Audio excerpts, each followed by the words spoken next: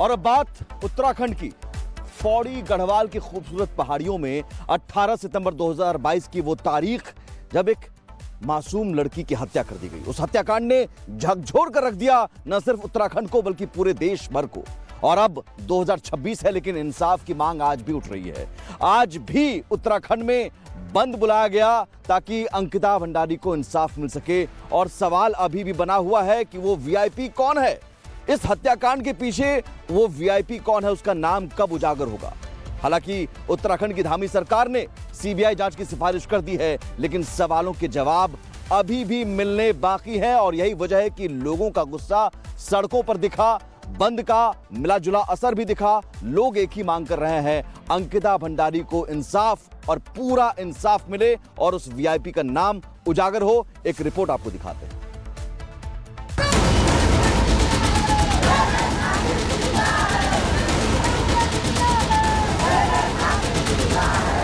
उत्तराखंड से लेकर दिल्ली तक सिर्फ एक ही सवाल फिजाओं में खुला है, आखिर कौन है अंकिता भंडारी हत्याकांड में शामिल वीआईपी? वो सफेद पोश है या फिर सरकारी सिस्टम का कोई नुमाइंदा? नाम कई हैं, लेकिन सवाल यह है कि अंतिम मुहर किस पर लगेगी। मामले की गूंज सड़क से लेकर न्यायालय तक है। अंकिता के लिए इंसाफ की लड़ाई लंबी होती जा रही है। उत्तराखंड के कई जिलों में पिछले कई हफ्तों से प्रदर्शन जारी है। आज बाजार भी बंद किए गए लेकिन हत्याकांड का कनेक्शन जिस वीआईपी से है उसका नाम अभी तक उजागर नहीं हो सका। अंकिता भंडारी हत्याकांड की सीबीआई जांच की सिफारिश उत्तराखंड सरकार कर चुकी है। मतलब अब सीबीआई ही यह बता सकती है कि वो वीआईपी कौन है जिसने अंकिता से सर्विस की मांग की थी और जिस सर्विस के लिए अंकिता को नहर में डुबाकर मार दिया गया। अंकिता को इंसाफ दिलाने और वीआईपी का नाम उजागर करने के लिए उत्तराखंड के कई जिलों में आज बंद का आह्वान किया गया था। अलग अलग जिलों में बंद का मिला जुला असर देखने को मिला। बंद में सामाजिक संगठन और विपक्षी दलों के नेता कार्यकर्ता शामिल हुए और सभी ने एक सुर में मांग की कि अंकिता भंडारी हत्याकांड की सीबीआई जांच सुप्रीम कोर्ट के जज की देखरेख में की जाए और जल्द से जल्द वीआईपी के बारे में बताया जाए।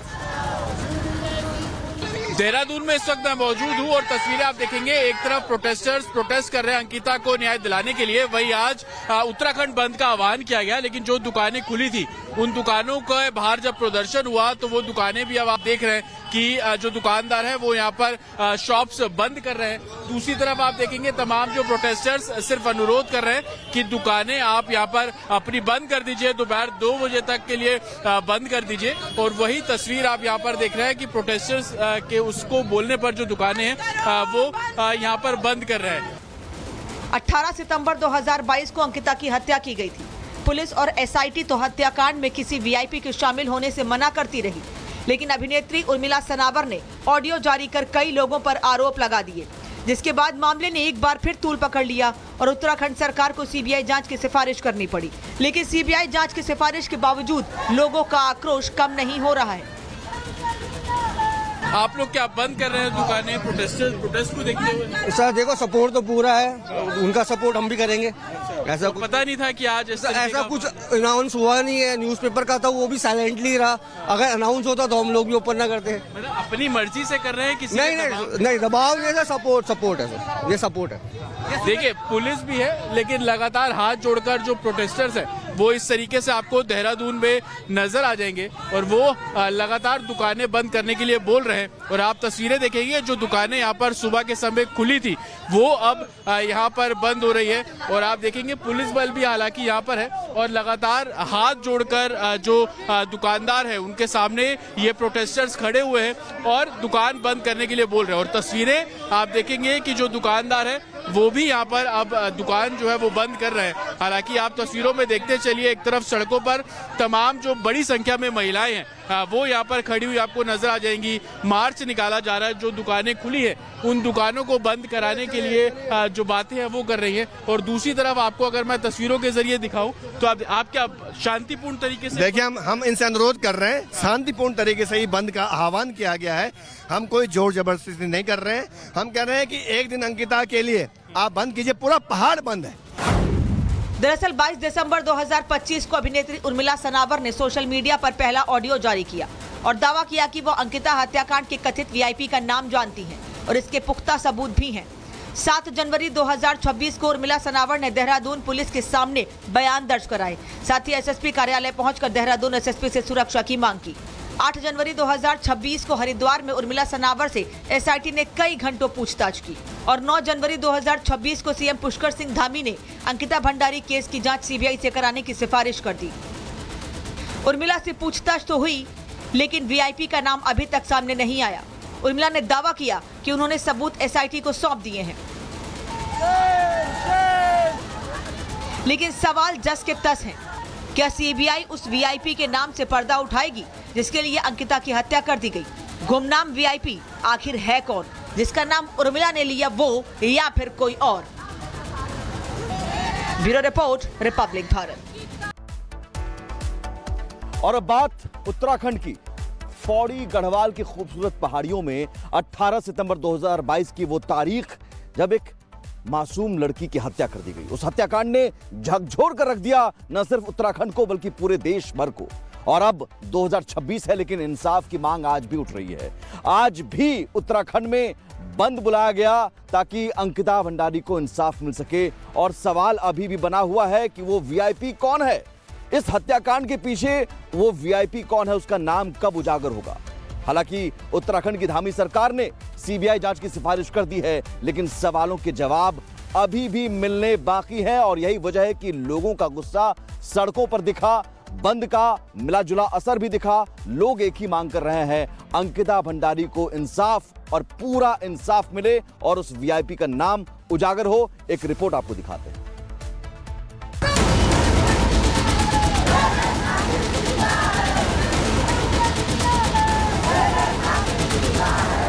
उत्तराखंड से लेकर दिल्ली तक सिर्फ एक ही सवाल फिजाओं में खुला है, आखिर कौन है अंकिता भंडारी हत्याकांड में शामिल वीआईपी?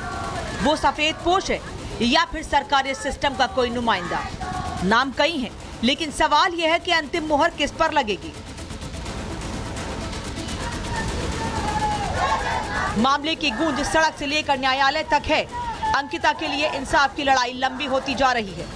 उत्तराखंड के कई जिलों में पिछले कई हफ्तों से प्रदर्शन जारी है। आज बाजार भी बंद किए गए, लेकिन हत्याकांड का कनेक्शन जिस वीआईपी से है उसका नाम अभी तक उजागर नहीं हो सका। अंकिता भंडारी हत्याकांड की सीबीआई जांच की सिफारिश उत्तराखंड सरकार कर चुकी है। मतलब अब सीबीआई ही यह बता सकती है कि वो वीआईपी कौन है जिसने अंकिता से सर्विस की मांग की थी और जिस सर्विस के लिए अंकिता को नहर में डुबाकर मार दिया गया।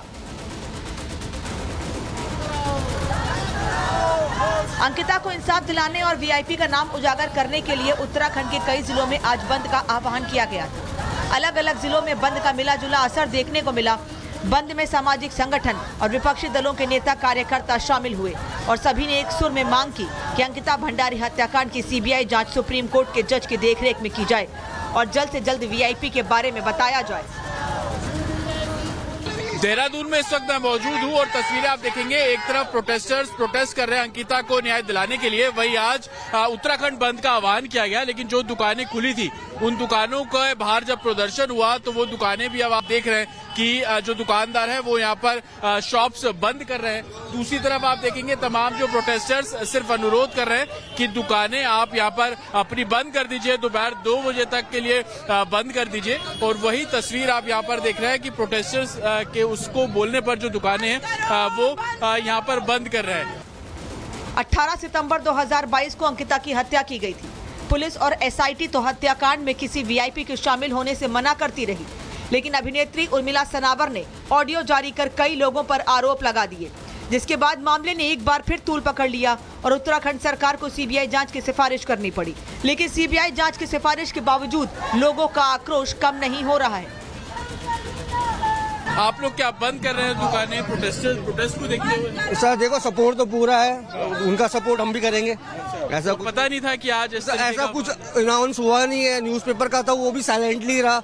अगर अनाउंस होता तो हम लोग भी ओपन ना करते। मतलब अपनी मर्जी से कर रहे हैं किसी? नहीं, दबाव नहीं है, सपोर्ट है सर, ये सपोर्ट है। देखिए पुलिस भी है, लेकिन लगातार हाथ जोड़कर जो प्रोटेस्टर्स है वो इस तरीके से आपको देहरादून में नजर आ जाएंगे और वो लगातार दुकानें बंद करने के लिए बोल रहे हैं। और आप तस्वीरें देखेंगे, जो दुकानें यहाँ पर सुबह के समय खुली थी वो अब यहाँ पर बंद हो रही है। और आप देखेंगे पुलिस बल भी हालांकि यहाँ पर है और लगातार हाथ जोड़कर जो दुकानदार है उनके सामने ये प्रोटेस्टर्स खड़े हुए हैं और दुकान बंद करने के लिए बोल रहे हैं। और तस्वीरें आप देखेंगे कि जो दुकानदार है वो भी यहाँ पर अब दुकान जो है वो बंद कर रहे हैं। हालांकि आप तस्वीरों में देखते चलिए, एक तरफ सड़कों पर तमाम जो बड़ी संख्या में महिलाएं हैं वो यहाँ पर खड़ी हुई आपको नजर आ जाएंगी। मार्च निकाला जा रहा है, जो दुकानें खुली है उन दुकानों को बंद कराने के लिए जो बातें हैं वो कर रही है। और दूसरी तरफ आपको अगर मैं तस्वीरों के जरिए दिखाऊं तो आप क्या शांतिपूर्ण तरीके से देखिए, हम इनसे अनुरोध कर रहे हैं, शांतिपूर्ण तरीके से ही बंद का आह्वान किया गया है। हम कोई जोर जबरदस्ती नहीं कर रहे हैं। हम कह रहे हैं कि एक दिन अंकिता के लिए आप बंद कीजिए, पूरा पहाड़ बंद है। दरअसल 22 दिसंबर 2025 को अभिनेत्री उर्मिला सनावर ने सोशल मीडिया पर पहला ऑडियो जारी किया और दावा किया कि वो अंकिता हत्याकांड के कथित वीआईपी का नाम जानती हैं और इसके पुख्ता सबूत भी हैं। 7 जनवरी 2026 को उर्मिला सनावर ने देहरादून पुलिस के सामने बयान दर्ज कराए। साथ ही एसएसपी कार्यालय पहुंचकर देहरादून एसएसपी से सुरक्षा की मांग की। 8 जनवरी 2026 को हरिद्वार में उर्मिला सनावर से एसआईटी ने कई घंटों पूछताछ की और 9 जनवरी 2026 को सीएम पुष्कर सिंह धामी ने अंकिता भंडारी केस की जांच सीबीआई से कराने की सिफारिश कर दी। उर्मिला से पूछताछ तो हुई, लेकिन वीआईपी का नाम अभी तक सामने नहीं आया। उर्मिला ने दावा किया कि उन्होंने सबूत एसआईटी को सौंप दिए हैं, लेकिन सवाल जस के तस हैं। क्या सीबीआई उस वीआईपी के नाम से पर्दा उठाएगी जिसके लिए अंकिता की हत्या कर दी गई? गुमनाम वीआईपी आखिर है कौन, जिसका नाम उर्मिला ने लिया, वो या फिर कोई और? Bureau report, Republic Bharat.